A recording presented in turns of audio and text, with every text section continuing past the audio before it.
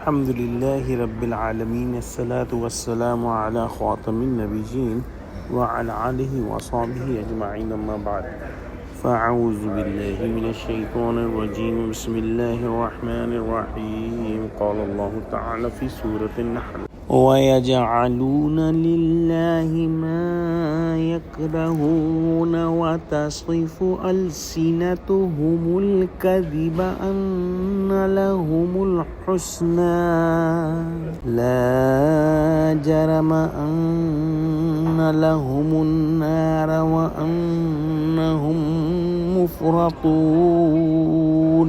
ترجمہ: اور یہ خدا کے لیے ایسی چیزیں تجویز کرتے ہیں جن کو خود ناپسند کرتے ہیں اور زبان سے جھوٹ بکے جاتے ہیں کہ ان کو قیامت کے دن بھلائی یعنی نجات ہوگی۔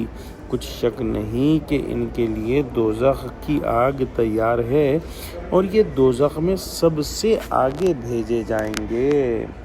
یعنی جو چیزیں بری سمجھ کر اپنے لیے پسند نہیں کرتے، مثلاً بیٹیاں یا اپنے ملک میں کسی اجنبی کی شرکت یا استہزاء و استخفاف کا معاملہ ہو، وہ بھی پسند نہیں کرتے، لیکن اللہ سبحانہ و تعالیٰ کے لیے یہ چیزیں ثابت کرتے ہیں۔ اللہ سبحانہ و تعالیٰ ان کے جھوٹ اور ان کی گستاخیوں پر پوری طرح سے آگاہ ہے۔ باوجود ایسی گستاخیوں کے زبان پر یہ جھوٹا دعویٰ ہے کہ ہم تو دنیا میں بھی بھلی چیزوں کے لائق ہیں اور آخرت وغیرہ کے قصے سچے ہوئے اگر تو وہاں بھی خوب چین سے رہیں گے۔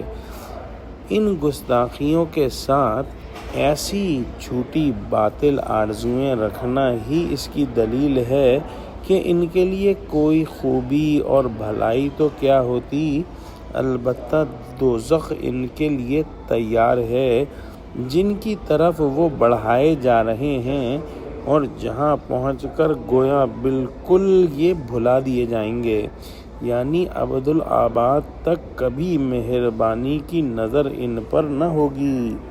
حضرت شاہ صاحب لکھتے ہیں کہ ان کو فرمایا جو ناکارہ چیزیں اللہ کے نام پر دیں اور اس پر یقین کریں کہ ہم کو بہشت ملے گی، حالانکہ وہ روز بروز دوزخ کی طرف بڑھتے ہیں۔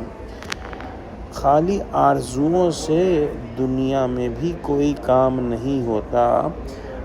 آخرت میں کیسے نجات ہو سکتی ہے اگر انسان صرف آرزوئیں ہی کرتا رہے اور آخرت کی بھلائی اور کامیابی کے لیے کوئی محنت نہ کرے۔ دعا کرتے ہیں کہ اللہ سبحانہ و تعالی ہم کو قرآن کا فہم عطا فرما، ہم کو سچوں سے جوڑے اور ہم کو صراط مستقیم پر قائم فرما دے، آمین۔ وآخر دعوانا ان الحمد للہ رب العالمین، والسلام علیکم ورحمۃ اللہ وبرکاتہ۔